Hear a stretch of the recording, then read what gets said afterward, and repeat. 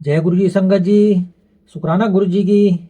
गुरु जी महाराज जी के सिर चरण कमल में कोटि कोटि नमन करता हूँ और हमारे सभी संगत परिवार वालों को भी सादर नमस्कार करता हूँ। संगत जी गुरु मंत्र का जप करता हूँ। ओम नमः शिवाय, शिव जी सदा सहाय। ओम नमः शिवाय, गुरु जी सदा सहाय। संगत जी गुरु जी महाराज जी के दरबार में बहुत ही ब्लेसिंग भरा सत्संग है। संगत जी गुरु जी महाराज अपने भक्त को अपने पास देखो कैसे बुलाते हैं और समय आने पर जो है सब कुछ देते हैं और कहाँ से कहाँ तक पहुँचा देते हैं। ऐसे ही अंकल को भी जो है गुरु जी महाराज ने फर्श से लेकर अर्श तक पहुँचा दिया। संगत जी यह है हमारे गुरु जी महाराज जी का आशीर्वाद। तो संगत जी अंकल का सत्संग जरूर सुने। क्या पता संगत जी इस सत्संग को सुनकर आपकी परेशानी भी दूर हो जाए। आपके प्रश्न का उत्तर इसमें जो है जरूर मिलेगा संगत जी। तो अंकल जी का सत्संग आप जरूर सुनिए संगत जी। जय गुरु जी की। शुक्राना गुरु जी की। जय गुरु जी को प्रणाम। गुरु जी की प्यारी प्यारी संगत को प्रणाम। मैं बहुत खुशकिस्मत हूँ कि आज मुझे गुरु जी महाराज ने एक मौका दिया सत्संग करने का, अपनी मेरी जर्नी जो गुरु जी महाराज के साथ स्टार्ट हुई उसको बताने के लिए। संगत जी, मैं पहले बताऊंगा कि मैं किस तरह का इंसान था, मेरे क्या बिलीफ थे। संगत जी, मैं बीच में इंटरप्ट कर रहा हूँ। मैं मुझे माफ कीजिएगा अगर मैं बीच में इंग्लिश में बोलना शुरू कर दूं। मैं कोशिश करूंगा कि मैं जितना ज्यादा हिंदी में बोल सकूं। तो संगत जी, जब मैं पहले था, मतलब मैं गुरुजी महाराज के पास जाने से पहले हमारे घर में पूजा भी नहीं होती थी। पिताजी सिख थे, केशधारी सिख हैं। हमारे घर में ये कहा जाता था कि हाँ भगवान है, आप अच्छे कर्म करो, किसी का बुरा ना करो, और दैट्स इट। और कोई रिचुअल, कोई पूजा पाठ जैसे लोगों के घरों में नित्य नियम होता है, घरों में मंदिर होते हैं, हमारे घर में इस तरह का नहीं था और हमने इस तरह का सीखा नहीं बचपन से। इसी माइंडसेट में जिंदगी चली सारे टाइम। अराउंड मेरे एक कलीग थे भाटिया अंकल, वो अपना मेरे ऑफिस में आए, हम साथ में काम करते थे। वो रिटायरमेंट उन्होंने ले लिया था, तो अपना लाइफ सर्टिफिकेट के लिए वो हर साल में एक बार आते थे। भाटिया अंकल आए हमारे पास में और उन्होंने बात चाय शेयर किया। अंकल ने मतलब गुरुजी महाराज का सत्संग करना शुरू किया। मैंने पूरा सत्संग उनका सुना। उनका सत्संग भी मैं इसमें शेयर करूंगा कि उन्होंने मुझे क्या बताया। उन्होंने मुझे अपना सत्संग बताया कि रिटायरमेंट के बाद में उनको माउथ का कैंसर हुआ। गुरुजी महाराज की कृपा से माउथ का कैंसर सर्जरी हुई, उनका ठीक हुआ। पर सर्जरी के बाद में उनका जो माउथ था वो लॉक हो गया और उनके नेक पे because of radiation and therapy उनके ब्लैक मार्क बहुत ज्यादा आ गए थे। उनका मुंह खुलता नहीं था, वो पानी पीना भी उनके लिए बहुत मुश्किल था। तो गुरुजी महाराज ने एक दिन उनके ड्रीम में आकर के एक रॉड डाली उनके मुंह में और जोर से घुमा दी। अंकल बहुत जोर से चिल्ला के एकदम उठे और गुरुजी महाराज की कृपा देखिए, उनका मुंह खुल गया उस दिन से और वो मतलब एक नॉर्मल तरीके से बात करना उन्होंने शुरू किया। उसके बाद में मंदिर जब वो पहुंचे तो बड़े खुश थे, गुरुजी महाराज का शुक्राना किया उन्होंने। तो लेकिन जो नेक के मार्क थे उनके लिए गुरुजी महाराज से अरदास की। गुरुजी महाराज ने शायद उन्हें कोकोनट वाटर और पीला शर्ट पहनने के लिए बोला एंड उसके बाद में वो मार्क्स भी चले गए। भाटिया अंकल ने ये अपना मुझे सत्संग बहुत डिटेल में सुनाया। हम कोई 1 घंटा तक सत्संग कर रहे थे। तो मेरा माइंडसेट ऐसा कि हम पूजा पाठ ही नहीं करते थे, तो गुरु को मानना मतलब मेरे लिए इम्पॉसिबल था उस समय पर। भाटिया अंकल के सारा मैंने सुनने के बाद में मेरे मुंह से क्या रिएक्शन निकला, माफी चाहता हूँ आज भी गुरुजी महाराज से जो मैंने बोला। मेरे मुंह से निकला, भाटिया अंकल आप भी किन गुरुओं के चक्कर में पड़ गए। ये नहीं जानता था कि उस सत्संग के बाद 6 महीने बाद मैं भी गुरुजी महाराज के शरण में आ जाऊंगा। गुरुजी महाराज के जैसे हमने सुना, जैसे संगत लोग कहते हैं कि गुरुजी महाराज को बुलाने का अपना एक तरीका है। वो अपने टाइम से बुलाते हैं और बार बार मैसेज भेज के आपको कंपेल करके बुलाते हैं। मतलब ये भाटिया अंकल ने सत्संग किया, मैं इस बात को भूल गया क्योंकि माइंड सेट तो था नहीं मेरा रिलीजियस या स्पिरिचुअल कुछ भी तरीके से। उन दिनों मैं इंश्योरेंस कंपनी में काम कर रहा था, पब्लिक सेक्टर में। और मुझे अपनी जॉब चेंज करने के लिए मैं बहुत बहुत था, चाह थी, इच्छा थी बहुत ज्यादा। मैं चाहता था कि मेरा चेंज हो जाए, पैसे अच्छे मिल जाएंगे। फाइनेंशियली ठीक थे हम, मैं और मेरी वाइफ दोनों ही काम करते हैं, तो ऐसा कोई फाइनेंशियल क्रंच नहीं था। पर एक इच्छा थी कि अच्छा काम करें तो अच्छे पैसे मिलेंगे। पर उसके लिए मैंने प्राइवेट सेक्टर में काफी, कभी यहाँ इंटरव्यू देना, कभी वहां इंटरव्यू देना, और हमेशा कभी ये हो कि आप भी आएगा तब आएगा, पर आ नहीं रहा था। और ये चलते हुए संगत जी अराउंड शायद 1.5 से 2 साल निकल गया होगा। उस पोजीशन में लाने के लिए भी कि गुरुजी महाराज ने, जब मैं हाइंडसाइट में देखता हूं कि मुझे क्यों लगा कि हाँ मैं प्राइवेट सेक्टर में जा सकता हूं। गुरुजी महाराज ने ऐसी अपॉर्चुनिटी क्रिएट की, इंडस्ट्री में काफी नाम कराया, और एक अंदर आत्मविश्वास दिया कि हाँ अगर मैं प्राइवेट सेक्टर में जाऊंगा तो मैं सक्सेसफुल हो जाऊंगा। तो संगत जी नौकरी नहीं लग रही थी तो बहुत परेशान था। जब आदमी परेशान होता है तो मतलब जैसा लोग कहते हैं कि वो भगवान की तरफ भागता है। मेरे को किसी ने बोला कि आप हनुमान मंदिर जाओ, तो कभी कभी वहां भी जाना लगा। पर किसी ने बोला शनि महाराज के तेल चढ़ाओ या वहां जाओ, कभी कभी वो भी करता था। मतलब आदमी इतना डेस्परेट था मैं कि चेंज हो जाए, मुझे जो मैं चाहता हूं मुझे मिल जाए, और पर वो हो नहीं रहा था। गुरुजी महाराज ने देखा कि ये इतना सोल भटक रही है, और उन्होंने मेरे को, आई एम थैंकफुल कि उन्होंने मुझे एंकर दिया, अपने पास बुलाया। एक दिन हम यही शनि धाम जो रास्ते में पड़ता है गुरुजी महाराज के मंदिर के, तो मेहरौली के आगे ही जाके, तो वहां पर हम गए हुए थे वो तेल वेल चढ़ाने, जो रिचुअल करने होते हैं। मन नहीं लगता था लेकिन कभी भी। वहां पर हम गए तो वहां से करके जब हम निकल रहे थे तो मेरी आंटी ने एक मुझे उनके ऑफिस कलीग का एक सत्संग सुनाया। उन्होंने बताया कि उनके ऑफिस कलीग हैं, उनके हस्बैंड हैं, वो इस वाले शनिधाम से जो है मतलब छतरपुर में जो है, वहां पे बहुत कनेक्टेड हैं, और वो दाती महाराज जो थे वहां पर उनको भी काफी अच्छे से जानते हैं। बात चल रही थी तो सडनली आंटी ने एक और बताया कि हाँ उनके जो हस्बैंड थे ना वो थोड़े से बड़े जिज्ञासु, थोड़े खोजी किस्म के हैं। तो एक बार वो कोई उनको किसी ने बताया कि गुरुजी का कोई बताया, तो वो वहां पे मतलब एक्सप्लोर करने चले गए गुरुजी महाराज के वहां पर। तो वो गए तो उन अंकल का थॉट बता रहा हूँ कि वो किस सोच से गए वहां पर। उन्हें पता लगा तो उन्होंने कहा चलो चल के देख के आते हैं। तो वो 2 कलीग थे, ऑफिस कलीग, उस स्कूटर पे गए। दिन का टाइम था तो उन्हें शायद आइडिया था कि शाम को मंदिर खुलता है। तो उन्होंने ये सोचा कि चलो हम जाके वहां जाके रिक्वेस्ट करेंगे, नॉक करेंगे और रिक्वेस्ट करेंगे कि जी हम बड़ी दूर से आए हैं, इतनी गर्मी में आए हैं, अब हमको जाने दीजिए, देखने दीजिए प्लीज। तो ये सोचते हुए, अपनी प्लानिंग करते हुए वो गुरुजी के आश्रम बड़े मंदिर पहुंच गए।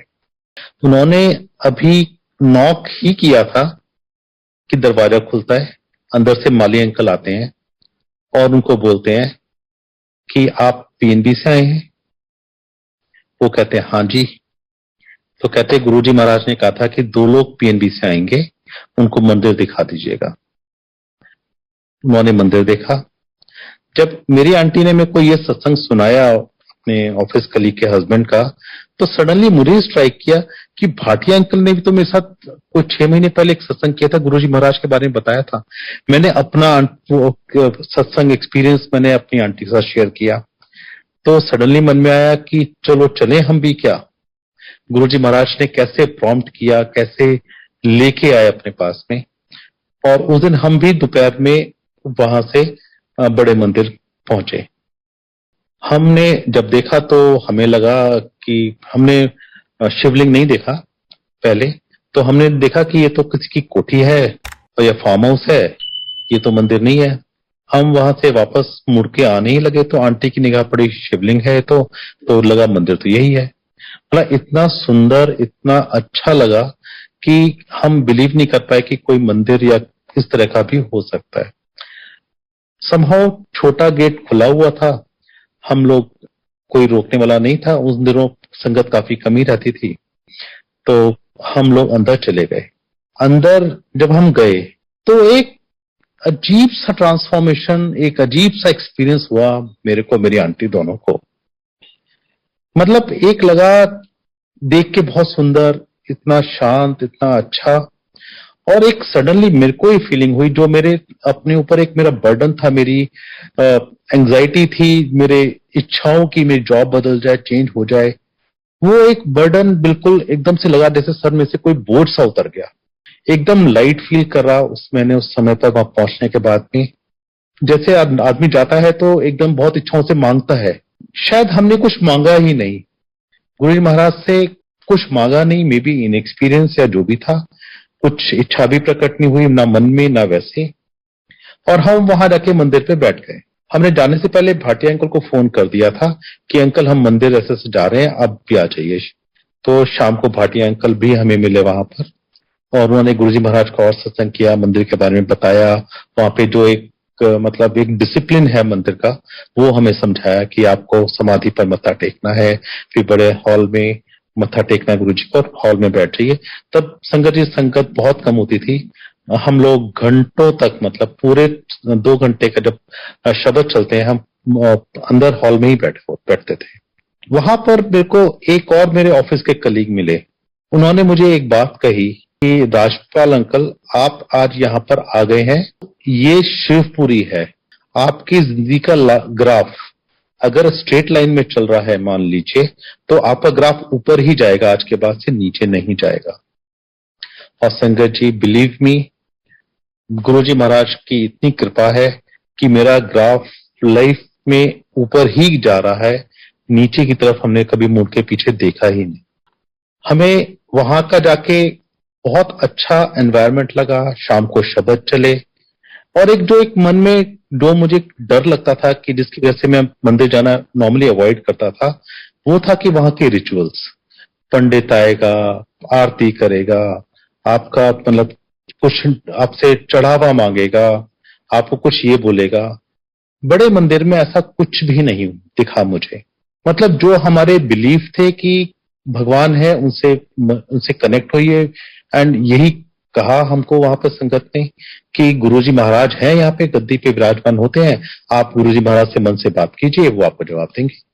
बहुत सिंपल, बहुत अच्छा, कोई रिचुअल नहीं, कोई मतलब आपको ना कोई कहीं पे कोई दान पात्र में दान डालना है, ना कुछ और करना है। आप आइए, आराम से आनंद लीजिए और अपना लंगर करके घर चले जाइए। बहुत अच्छा लगा संगत जी, और इतना अच्छा लगा कि और एक ऐसा मैग्नेटिक पुल था गुरुजी महाराज का।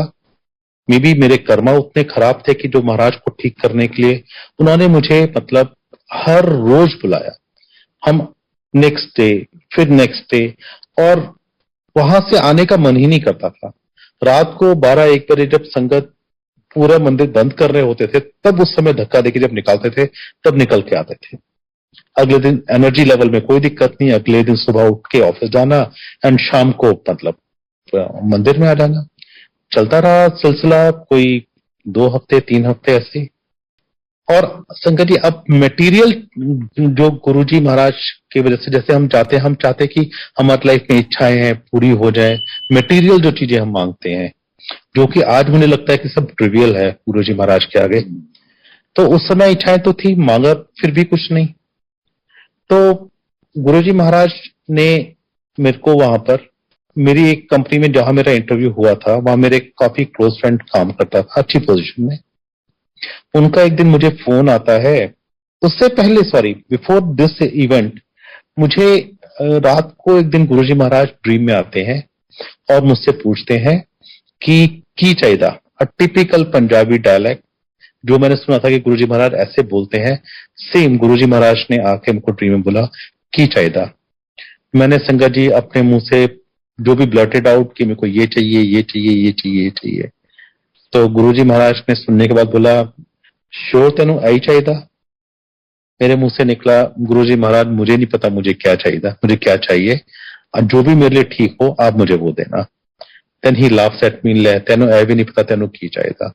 फ्रैंकली संगत जी, मुझे आज तक नहीं पता मुझे क्या चाहिए। हम सोचते हैं एक अच्छी लाइफ चाहिए, और गुरुजी महाराज ने उसके बाद लाइफ जो ट्रांसफॉर्म की मेरी, मतलब हम कभी पीछे मुड़कर देखने की जरूरत ही नहीं पड़ी। अब coming back to the same thing, मैं मंदिर में था, मुझे उस मेरे कलीग का फोन आया कि राजू तू अपना एक काम कर, सीवी भेज दे मेरे को, पर उम्मीद मत रखना क्योंकि तुमको एक बार रिजेक्ट कर चुके हैं तो तुम्हें लेंगे नहीं, पर फिर भी तू सीवी भेज दे। मैं घर आया, रात को सीवी भेज दिया उसको, एंड उसके कुछ दिन बाद, एक दो दिन के बाद मेरा इंटरव्यू कॉल आया। उसने बोला इंटरव्यू कॉल तो चलते को आ गया है, पर फिर भी कोई होप मत करना कि होगा नहीं, तो डोंट एक्सपेक्ट एनीथिंग। गया संगत जी, इंटरव्यू गया, इंटरव्यू दिया, और वो जिन लोगों ने इंटरव्यू लिया वो दो वही लोग थे जिन्होंने मुझे पहले इंटरव्यू लिया था और मेरे को रिजेक्ट करके लिया, सेलेक्ट नहीं किया था। फिर दोबारा इंटरव्यू हुआ, ठीक ठाक इंटरव्यू हुआ, और फिर वही कि 2-4 दिन से लटका रहा मामला, and suddenly one day I got a call कि आपका सिलेक्शन हो गया, आप ज्वाइन कर लीजिए। मतलब गुरुजी महाराज का मिराकल।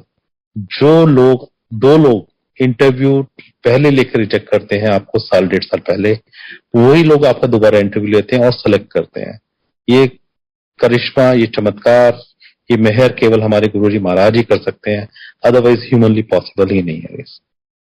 मेरा उसमें जो मेरा फाइनेंशियल का जो एक एंगल था कि प्राइवेट में नौकरी करनी है कि मेरा पैसे बढ़ जाएंगे, पैसे संगत जी बहुत बढ़े, बहुत अच्छी पोजीशन पे पहुंचाया, अच्छी पुलिस प्लेस पे लगाया। नॉट ओनली कि मेरे को पैसे से बेनिफिट बहुत हुआ, मेरे को एक स्टेटस भी बहुत अच्छा दिया, बहुत अच्छी पोजीशन पे उन्होंने मुझे वहां पे नौकरी दी। उसके बाद संगत जी मैं अपनी आंटी का बताता हूँ। अब हमारी आंटी स्टेट बैंक में काम करती हैं, उस समय वो क्लरिकल पोजीशन में थी। बच्चे छोटे थे तो शुरुआत से ही हम लोगों ने ऑफिसर बनने का आंटी का सोचा नहीं कि बच्चों को अटेंशन नहीं मिलेगा, उन्हें दिक्कत होगी। हमने सोचा कि मतलब वो हर साल एक आता था कि आपको प्रमोशन के लिए अपियर होना है, ट्रेनिंग में जाना है। आंटी लिख के रिफ्यूजल दे देती थी कि मेरे को नहीं जाना, प्रमोशन लेना एंड मैटर एंड्स। उस पर्टिकुलर ईयर में जब हमने गुरुजी के पास जाना शुरू किया तो उस साल भी सेम फैशन में एक तो आया कि जी आपको इंटरव्यू और ट्रेनिंग के लिए आइएगा, आपको प्रमोशन देना है। आंटी ने एज यूजुअल वो लिखा, रिपीट कर दिया कि नहीं मेरे को प्रमोशन नहीं चाहिए, रिफ्यूजल दे दिया अपना। तो बैंक की हिस्ट्री में संगत जी पहली बार हुआ है कि किसी ने रिफ्यूजल लिख के दिया और बैंक ने उसका रिफ्यूज कर दिया और कहा जी आपका रिफ्यूज करते हैं, आपको एग्जाम देने आना ही होगा। ये एग्जाम से कोई 5 या 6 दिन पहले की बात होगी। अब आंटी ने ना कोई तैयारी की, रिटर्न एग्जाम था, उसके बाद इंटरव्यू भी होना था, और हफ्ते भर में आपके मानिए कि आदमी कितनी तैयारी करके कितना पड़ेगा। तो आंटी ने गुरुजी का नाम लिया और जाकर के वहां एग्जाम दे दिया, एंड गुरुजी की मेहर की आंटी का रिटर्न भी क्लियर हो गया। उसके 2-4 दिन के बाद में उनका इंटरव्यू हुआ और गुरुजी महाराज की फिर मेहर की, उन्होंने वो इंटरव्यू भी क्लियर करा के आंटी को ऑफिसर बना दिया। जो हम फाइनेंशियल जो मन में था कि पैसे बढ़े और जिसके लिए आंटी को मतलब काफी अच्छा गेन हुआ, फाइनेंशियल गेन हुआ ऑफिसर बनने के बाद में, वो हम रिफ्यूज कर रहे थे। गुरुजी ने मतलब देखिए कि गुरुजी महाराज आपको कहां कहां से पकड़ के आपसे कैसे जो गलतियां आप रेगुलर करते जा रहे हैं वो ठीक कराते हैं। मतलब आप इमेजिन ही नहीं कर सकते हैं कि मैंने दिया, मेरा रिफ्यूजल, आंटी का रिफ्यूज कर दिया कि नहीं आपको मतलब आपको इंटरव्यू रिटर्न देना है, इंटरव्यू देना और सिलेक्शन कराया गुरुजी महाराज ने। तो उसके बाद मेरी आंटी का भी financially we were again in a much better off position then. उसके बाद संगत जी मेरे बच्चे उस समय 12वीं क्लास में थे। बच्चे पढ़ने में बहुत ज्यादा होशियार तो नहीं थे और हमारे को बहुत दिमाग में टेंशन थी बच्चों की भी कि इनका आगे कहाँ एडमिशन होगा, कहाँ जाएंगे। आंटी का ड्रीम था कि आईआईटी या डीसी में कहीं एडमिशन हो इंजीनियरिंग में, पर बच्चों का जो हालत थी पॉसिबल नहीं लगा था। AIEEE लिखा तो बहुत अच्छा रैंक नहीं आया दोनों बच्चों का। मेरे जुड़वा बच्चे हैं गुरुजी महाराज की कृपा से, बच्चों का नहीं आया रैंक में बहुत अच्छा। फिर भी एक बेटे का गुरुजी महाराज ने थापर यूनिवर्सिटी में एडमिशन करा दिया केमिकल इंजीनियरिंग में। हमारा को लगता था कि कंप्यूटर साइंस में बच्चा जाए, पर चलो ठीक है, इंजीनियरिंग में चला गया वहां पर, केमिकल इंजीनियरिंग में। वहां पर फिर कुछ इंटरनल स्लाइडिंग होता है वो हुआ तो उनको मतलब उस इंस्ट्रूमेंटेशन मिल गया। और उस पर्टिकुलर साल में इन सब के बाद में थापर के पास खाली 3 वैकेंसी थी कंप्यूटर साइंस में, जिसको उन्होंने ऑल इंडिया एग्जाम लिखवाया बच्चों से। मेरे बेटे का उसमें एक सीट गुरुजी महाराज ने दिला दी। दूसरा बेटा का एडमिशन भी आईपी यूनिवर्सिटी के थ्रू भारतीय विद्यापीठ में हो गया और वो बच्चा वहां पे ठीक कर रहा था। तो बच्चों की पढ़ाई का गुरुजी महाराज ने केयर किया। उसके बाद लेकिन आंटी का जो एक ड्रीम था कि बेटा आईआईटी या डीसी, अब गुरुजी महाराज आपकी सब इच्छाएं पूरी करते हैं। तो बच्चों ने 1 साल के बाद में या 2 साल के बाद में नेक्स्ट ईयर भी एग्जाम लिखाया AEEE, रैंक अच्छा नहीं आया तो जहां थे वही कंटिन्यू किया। उसके अगले साल भी आंटी के कहने पर कि नहीं आप दे दो, ट्राई कर लो, तो दोनों बच्चों ने फिर से AEEE लिखा। और उस एग्जाम से पहले मेरे बेटे को ड्रीम आया गुरुजी महाराज का। उसने देखा कि वो एक एग्जामिनेशन हॉल में बैठा है और एक तरफ गुरुजी महाराज बैठे हैं और एक तरफ उनकी आंटी बैठी है सामने, और गुरुजी महाराज उसको बहुत गुस्से में घूर रहे हैं। एग्जाम लिखा बच्चे ने, मेरे बेटे का बहुत अच्छा रैंक आया और उसको गुरुजी महाराज की कृपा से उन्होंने उसका admission Delhi college of engineering में करा दिया, DTU में। आंटी का ये ड्रीम भी पूरा हो गया। बच्चे ने वहां से अच्छे से इंजीनियरिंग पास आउट किया और आज की डेट में वो बहुत अच्छी नौकरी कर रहा है मेरे दोनों बेटे। ये तो संगत जी हमारा मटेरियल वर्ल्ड, ये मतलब बच्चों के एजुकेशन का मैंने बताया। अब जैसे लोग कहते हैं कि गुरुजी महाराज मेडिकल का भी केयर करते हैं, मैं अपने बच्चे का एक मेडिकल का बताता हूं। मेडिकल के नॉट ओनली मैं अपने बच्चे का बताता हूं, मैं और भी संगत का बताता हूं जिसका हमने फर्स्ट हैंड एक्सपीरियंस देखा। मेरा बेटा बास्केटबॉल एक दिन खेल रहा था GNU में, तो खेलते खेलते शायद नीचे गिरा, उसके नी पर चोट लगी और तो आके बोला कि पापा बहुत दर्द हो रहा है, और मतलब तो मैंने भी कहा कि थोड़ा लगा दिया। फिर मैंने कहा कोई बात नहीं, बी ब्रेव, कोई दिक्कत नहीं है, ठीक हो जाएगा।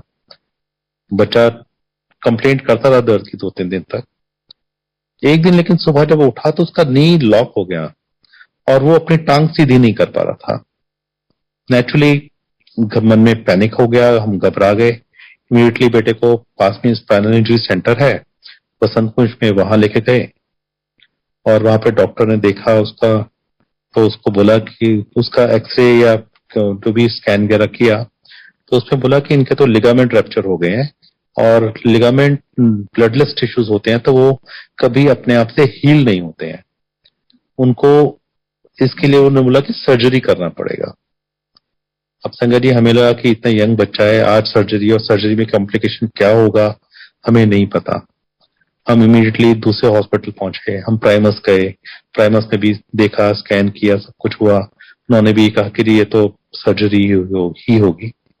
हम ऑर्थोनोवा गए, वहां पे भी सेम ओपिनियन की सर्जरी होगी। हमारी फैमिली में भी कोई सर्जन है, हमने उन्हें दिखाया, सबने ये कहा कि इनकी सर्जरी के बिना ये ठीक होगा नहीं। उसके बाद तो संगत जी मेरा तो हमने डिसाइड किया कि ठीक है, जब कराना है तो स्पाइनल इंजरी बेस्ट प्लेस है, वहीं से जाके कराते हैं। तो हमने जिस डॉक्टर को देखा था उसको बात किया तो उसने कहा कि ठीक है, उसने डेट फिक्स कर दिया कि नेक्स्ट डे, वो बोला कि शाम को आ जाओ या सुबह आ जाओ तो नेक्स्ट डे मैं सर्जरी कर दूंगा उसका। उस सर्जरी से पहले मेरे बेटे को एक दिन फीवर आता है तो हमें उसी डॉक्टर को बोला कि फीवर है वो बेटे को, तो उसने बोला कि कोई नहीं जी, आप पैरासीटामोल दे दीजिए। तो हमने पैरासीटामोल दिया, बच्चे का फीवर चला गया। हम उस डॉक्टर के पास में गए, उसने जो प्री इंस्पेक्शन कर रहा था सर्जरी से पहले, उसने देखा, टांग थोड़ा फोर्स से खोला और बंद किया, 1-2 बार देख के कहता कि जी आप एक काम करो, सर्जरी नहीं करते हैं इसकी, हम थोड़े दिन ऑब्जर्व करते हैं कि अगर ये ठीक है तो चलने देते हैं ऐसे। एंड संगत जी मतलब आज की डेट में भी मेरे पास 5 हॉस्पिटल की रिटर्न ओपिनियन है कि सर्जरी मस्ट है। उस केस से इम्पॉसिबल केस के अंदर गुरुजी महाराज ने मेरे बेटे की सर्जरी खत्म नहीं होने दी और आज तक मेरा बेटा उसी मतलब बिल्कुल ठीक है। वो बिल्कुल भागता है, दौड़ता है, एक्सरसाइज करता है, सब कुछ करता है, उसका रूटीन लाइफ का बिल्कुल नॉर्मल है। ये है हमारे गुरुजी महाराज की आपके ऊपर। और संगत जी उस समय पर मैंने गुरुजी महाराज के दिमाग में भी नहीं आया कि मैं गुरुजी महाराज से प्रे करूं कि महाराज मुझे ये दे दो, मेरे बेटे को ठीक कर दो। मेरे आया ही नहीं। नॉर्मल चोट लगी, डॉक्टर के पास में गए। ये तो जब मिरेकल हुआ तब रियलाइज किया तो गुरुजी महाराज ने क्या कर दिया तुम्हारे साथ में। हम चाहते हैं सर्जरी ना हो तो नहीं हुई, नो प्रॉब्लम, आप वैसे ठीक कर दिया। बहुत अच्छा टाइम है गुरुजी महाराज के साथ आके। गुरुजी महाराज से बस हमारी यही प्रार्थना है कि महाराज अपनी चरण में ही रखना हमारे को, हमारे साथ पूरा टाइम हमको अपने शरण में रख के हमारे साथ रहना, हमारा अपना हाथ बनाए रखना, हमारी लाइफ ऐसे ही चलाए रखना। जय गुरु जी संगत, थैंक यू, जय गुरु जी।